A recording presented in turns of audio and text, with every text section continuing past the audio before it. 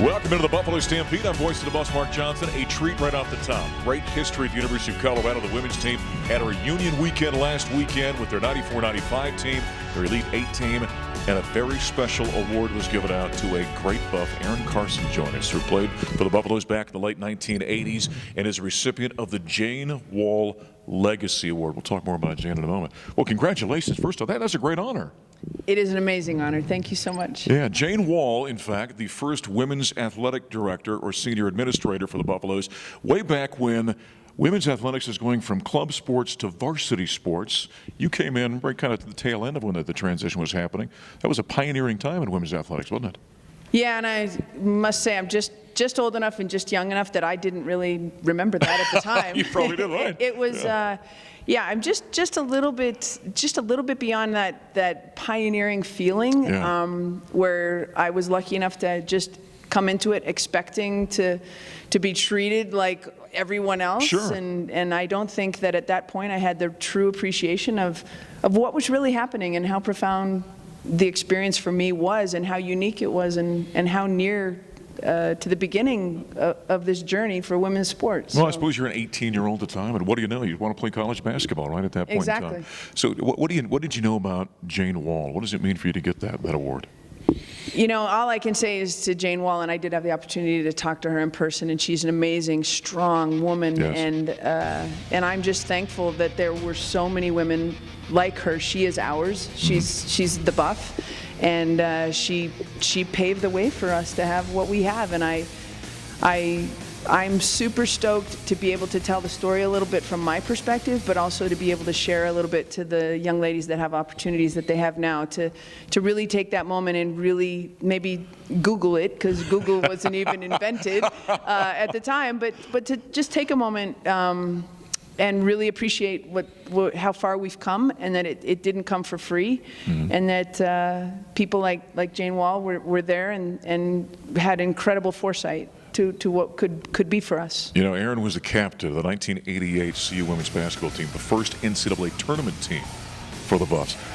When you think about what college athletics overall, but women's athletics in 1988 was like compared to 2020, I mean, think of the changes. It's mind-blowing, and I think that at the time, we really didn't know what was possible. Yeah. And then the prolific players and the training and the coaching and technology and sport and just kept moving and moving and moving. And to watch these young women now, it's really mind-blowing. It is, they are smooth and silky and so athletic and so strong. And you know, I want to get out there. I got to say, I would love to go measure up and see how my game could rock. Well, and by the way, speaking of those kind of athletes, she trained some phenomenal athletes. We'll talk about that here in a moment. Also in that reunion weekend, I mentioned the 1994-95 team.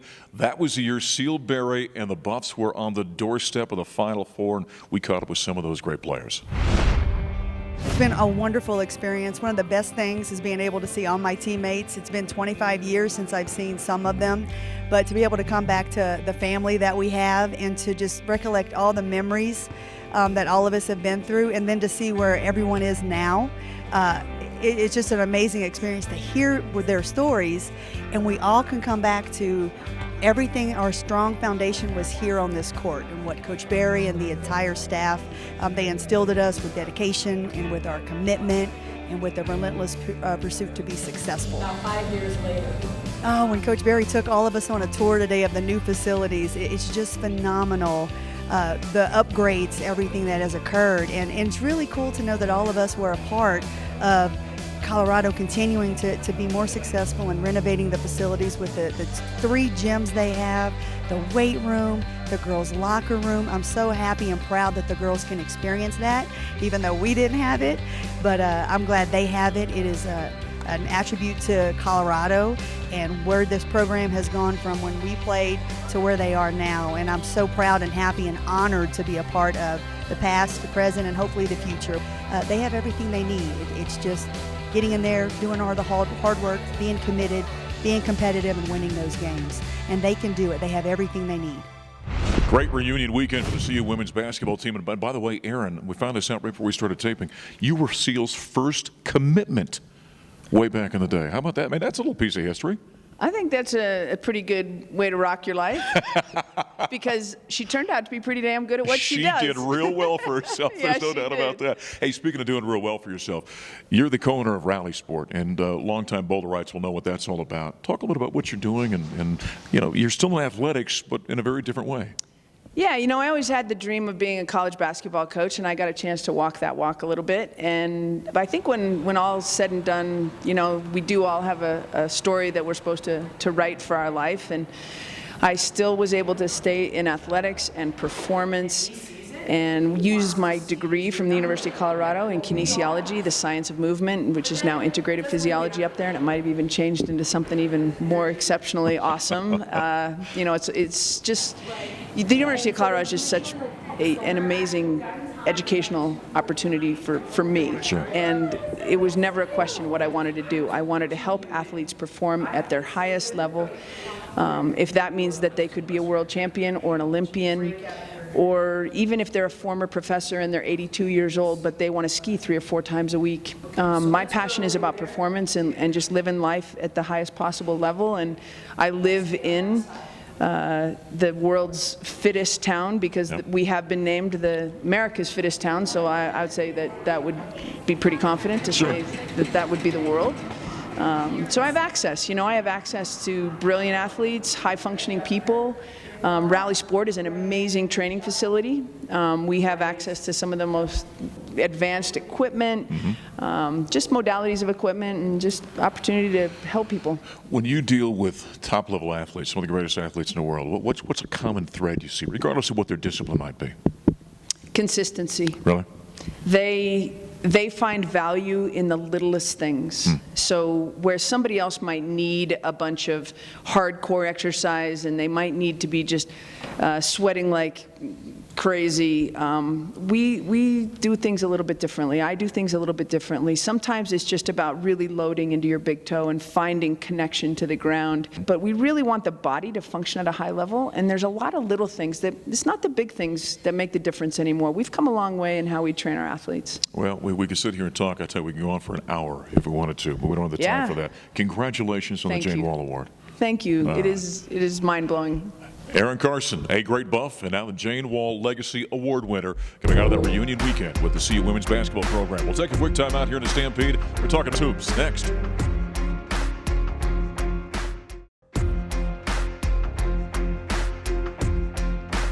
Well, some great images there back in the Stampede. Buffalo's knocking off Cal for the second time this season in women's basketball. Voice of the Buffs, Mark Johnson, J.R. Payne joining us. It really was a big weekend for Colorado women's basketball. But let's glance back to the victory over the Bears. Nice performance by your team. It was a great win for us. Yeah, we were really excited. We had 4 players in double figures, and I think we ended up out-rebounding them by 10 or so, and we played really well. This has been a season. You've had some great moments this season. Yes. Where they've had some tough moments. We'll talk about that in just a moment. But it's been a season of great growth for your young team, hasn't it? Yeah, absolutely. We are one of the youngest teams in the country, and we sort of have that youthful exuberance about us. We play really hard, but yeah, we've grown a lot this year. I think if we were to go back and watch film from our preseason, we would say, man, we've gotten a lot better. With a young team like that, there's an opportunity for great mistakes at times, but an opportunity for great growth. Where's this team growing the most? I think the biggest thing is just experience. We have a lot of talent on our roster. We've got incredible chemistry and camaraderie, but just the experience of being in close games, decision making, things like that. We've had a lot of different people step up, in big moments, which has been great. Is that tough from a coaching perspective because they are so talented, and that's why the future of this team is so bright and why we're all optimistic. But because they are so talented, you want to kind of rush that learning curve, don't you? Definitely, yeah. There's times I've told people throughout the year, there's times that I look out at our team and say, man, we're pretty good. And there's times I look out at our team and say, who are you people? Like, where did my team go? Because with a younger team, it's a little bit up and down, but we've kind of evened out and been pretty consistent recently. Maya Hollingshead, it's interesting. We'll be on the road with a man, and I'll see the results come down. I'll look at your box score. She's jumping off the page more and more frequently. She's really growing. Maya's a phenomenal player. She's grown just leaps and bounds. I'm so unbelievably proud of sort of the woman that she's becoming. Academically, socially, athletically, but she's been extremely extremely consistent, and she's our MVP right now. Yeah, she's been outstanding this season. Had some big moments for the Colorado Buffaloes. We'll talk about the Stanford game here in a moment. Also, big reunion weekend as well for the Colorado women. They had that 94-95 team back, the team that nearly went to the Final Four. Also surrounding games this past weekend, it was National Girls and Women in Sports Day as well for the Buffaloes.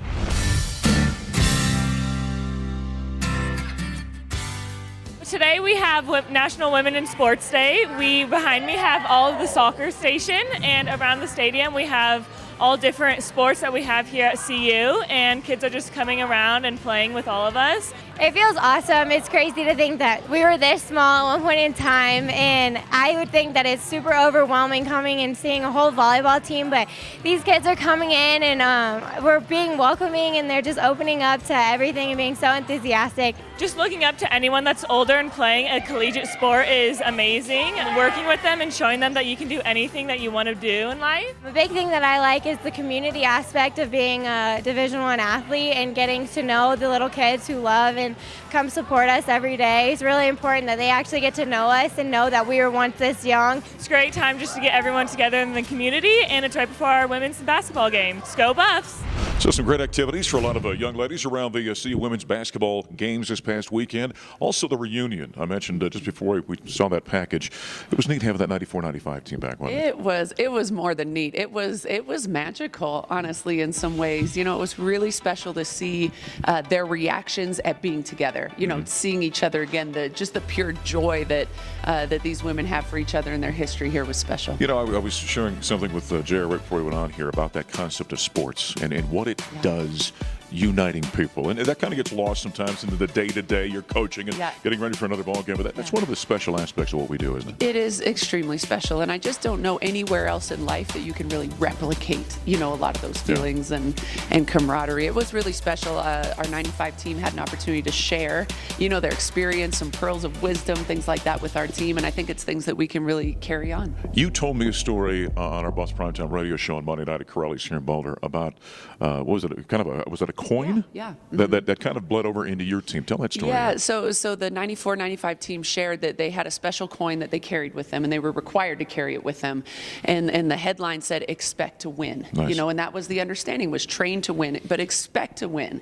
And late game, in the Stanford game, you know, we were breaking huddles. Our players were breaking down our huddles, saying, "Expect to win." Like it was emotional. It was awesome. It was great. It's a great lesson for a young team. Now, when it came to the game, heartbreak for the second time against that Stanford team. And that's, you and I were chatting on Monday. I said, I think there's something about a young team learning to win those situations. And there's some painful lessons in learning that. Yeah, and Sunday's game was extremely painful. You know, it was so high and so low, all within a span of 30 seconds. Yeah. But that's sports. You know, we talked a lot yesterday with our team about how to win in close games, the information that needs to be conveyed. How do you communicate? How do you stay focused, truly focused until the buzzer sounds?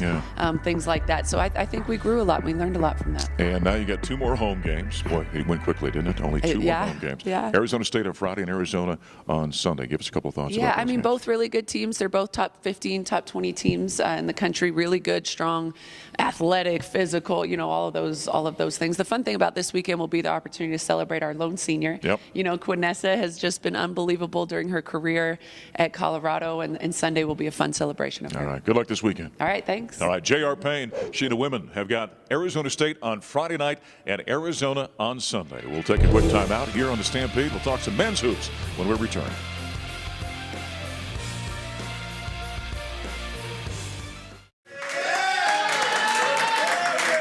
Put 2 halves together, guys, and you know we're not a zone team, but that was terrific. And you know, they were spreading us out and driving us in the second half, and you know, had some foul trouble, but you guys responded. And it's all about the energy and the confidence we played with. And you put 2 halves together, and I'm telling you, look up at that scoreboard and you see 42 points for Oregon State with less than 3 minutes to go in the game. It's a pretty damn good feeling. You're going to win a lot of games when we guard like that. I said it before the game. Eli, Dalen, Dallas, Maddox, Luke, the bench we need. Again, the strength of this team is our depth. And that's when I see our bench contribute like that, That gives me confidence, and it should give you confidence. Okay, we're a good team. Here we go. Family on three. 1, 2, 3. Now, some great images from an outstanding victory on the road by the Colorado Buffaloes in Corvallis last weekend. Buffs' 20th win of the season. They're still ranked in the top 20. Voice of the Buffs, Mark Johnson. Head coach Tad Boyle joining us here for a couple of minutes. Ended up being a split in the Oregons last week. And I know Thursday night was a disappointing ball game for you, but all in all, a pretty good road trip. Yeah, we played really well for 34 minutes against Oregon and just didn't finish it out. It was really disappointing as you look back on it because that sweep would have really put us in great position. But here we are tied at the top, and every game means something now that you're there. But it was a great bounce back, and we'd been through the same thing a little bit a few weeks earlier in the LA trips. We didn't play well enough to beat UCLA by any means, but we played well enough to beat Oregon. We just didn't finish the game out, and that always sticks with you. But overall, great bounce back win. Buffaloes in their last 5 losses, by the way, and this is something about the makeup of your team and maybe the maturity of it, have won the following game, all 5-0 on average, over 20 points per ball game. Yeah, our guys don't like to lose. There's no doubt about that. We just have to find the consistency on both ends of the floor. Again, I thought against Oregon, again, our offense was great. We were shooting 45%, Mark, from the three-point line the first 34 minutes of that game against Oregon, and we go 0 for 7 down the stretch. Now, we always talk about offense goes, and the defense has got to stay the same. Our defense did not stay the same, and we didn't get stops when we needed to, and that cost us a game, and a game that meant something to us. But we are still in control of our own destiny, and that's all you can ask for, I guess, at this point of the season. You did something in that game against Oregon State that I thought was really interesting defensively. McKinley Wright, 6 feet tall, and one of the great on-ball defenders in the Pac-12. You put him on 6'6" or 6'7" Trace Tinkle. Yeah. That's an interesting matchup. Talk about that decision. Number one, I've got confidence in McKinley guarding anybody. I really do. He's tough. He fronts the post, so his size doesn't bother me at all. The biggest reason for that change was to put Deshaun Schwartz on Ethan Thompson because Ethan Thompson had 24 points on us here. He had 11 assists the game before he played us against Utah. He's really been playing well. We wanted to get somebody with size on him. We were doubling the ball screens, so we had a big guy on him and Deshaun Schwartz, who's 6'6". That was more of the reason for the adjustment than it was. McKinley's one of those guys, a little bit like Andre Roberson when we had him. You can kind of plug him in on anybody. I don't care who if you can guard a 7-footer. He'll just front him on the post. We got to get him help side, but we really wanted to get size on Ethan Thompson. With his tenacity, because both ball games, I thought he played exceptionally well defensively, both those games. Payton Pritchard, the game before against Oregon. With a bigger guy like that, he kind of gets in their legs, doesn't he? He really kind of gums them up. Yeah, he gets into them. He's got quickness. He's got strength. He's got toughness. He moves his feet in the post. Again, fronting the post is a big thing for us, especially with our smaller guards. And McKinley Wright is one of the best defenders in the country. And I've said that for a long, long time now. And I think people that really watched the game and saw the job he did on Payton Pritchard and then saw the job he did on Trace Tinkle. It doesn't matter if they're a guard or a forward or a big guy. I mean, he can guard anybody. Before we talk about the games coming up this week, I got to bring up the television broadcast for that ball game. FS1 did a all-access game, in which case you were mic'd up. Fans have been fascinated because they don't often get to see behind the curtain a little bit. Guys, you're going to have to play through some contact at the rim. Okay, they're letting us play. Okay, down here they're letting us, and down there they're letting us. We got to play through contact. You've gotten some pretty good feedback on that? I have, yeah. I think our fans enjoyed it, it was fun. I mean, I went into it thinking, okay, I'm just going to coach the game the way I would normally coach the game. I had to watch my language a little bit more than normal, and they did have a device in dump button. A dump button that they had to use a couple of times. But no, when you win by 22 on the road, you don't have to get on the guys as much or the officials as much. But it was an authentic way to see a college basketball game. For our fans or for any fan and see what happens in the huddles, see what happens at halftime, see what happens, between coaches and officials. I think it's great that Fox Sports takes a loss on that broadcast because there's no commercials. They only do 1 or 2 of them a year, but we were fortunate enough to take part in one, and I think our fans hopefully got something out of it. Here's the thing that people don't think about, because I've had fans say, boy, I'd like to see that all the time. There's a lot of intel you got to protect. Absolutely, right? Yeah. I would point to the play call that we were going to make to Coach Greer, and I'd have Coach Greer go in the huddle. I'd stay out of the huddle. So the microphone's not there. The camera's on me. The microphone's on me. He's making the play call. Then I come in and say, okay, has everybody got the play right? You got the play call, and you know, against Oregon State, because they play a lot of zone, they mix it up. We don't have a lot of sets that we run against them, but still, it was you have to be protective of your intel. A couple plays got out, but you know, this time of year, a lot of people have your play calls anyway. That's right. Yeah. Hey, before we let you go here, last comment or two. Big weekend, last home games. You got USC on Thursday night, team that you beat at their place, and then a payback game with UCLA. Big weekend. It is a big weekend, and it's the last weekend for our fans to see this team and to kind of show their appreciation for what they've done. We've got two seniors, Shane Gatling and Lucas Seward, who really deserve, I think, going out on a positive note. I know our team really wants to send that on a positive note. Just like we want payback for UCLA, USC wants payback on us. So it should be two really, really good basketball games this weekend. All right, good luck this weekend. Thank you. Head coach Tad Boyle. He had Buffaloes who've got USC on Thursday, UCLA for Senior Day on Saturday afternoon. Coming up next, we're going to talk with junior big fella Tyler Bay here in the Stampede. The back dribble, skip pass out top. McKinley tips it to himself, blows by the defender, throws the alley-oop. The catch right at the limb, and the layup is up and good by Tyler Bay. And that right there gives him 1,000 points in his career. And Colorado has taken a 3-point advantage over the Ducks here in Eugene. Well, it came at a loss, but that play right there was Tyler Bay. Getting the alley-oop, dumped it in, becomes the 36th Buffalo with 1,000 career points back at the Stampede. Tyler Bay, the junior from Las Vegas, Nevada, joining us here for a couple of minutes. First off, before we kind of get to that, weekend split on the road against the Oregon schools. I know you guys would love to have that one at Oregon, but you come away feeling okay about that weekend? Yeah, I definitely do. I feel like that it was a turning point for us to just pick it up and play together, play better than we did at Oregon. What is it with you guys in bouncing back? You guys so far this season, your last 5 losses, have gone 5-0 after a loss and won by an average of like 21 or 22 points a game. You guys respond when things don't go your way, don't you? Definitely. I feel like that after losses, we just take it to the heart. Yeah, that's a sign of maturity, though, isn't it? Yep. Because I think as a younger team, you guys collectively might have hung your head a little bit. Now it seems to kind of give you guys some resolve, and you band together after a loss. Yeah, definitely. Last year we were not like this at all. Yeah, it was inconsistent. 1,000 career points. Here you are, 2/3 of the way, 3/4 of the way through your junior campaign. You become the 36th Buffalo now with 1,000 points. When you start hearing numbers like that, and the fact you're climbing up into some of the best players who ever played here in 117 years of Colorado basketball, what does that mean to you when you hear that kind of thing? It's actually crazy because I didn't think I was that close to 1,000 points. It really didn't feel like I was. Yeah. But then I just started hearing I'm 15 points away from, just hitting 1,000. And to hit 1,000 and be up there with, top people from CU is amazing. It's an amazing feeling. As we've watched you evolve even during your junior season, your jump shot is becoming, money at this point. Mm-hmm. You're getting the ball in that short corner, getting it, you're facing a zone, kind of up there in a high post, up around the elbow and that kind of thing.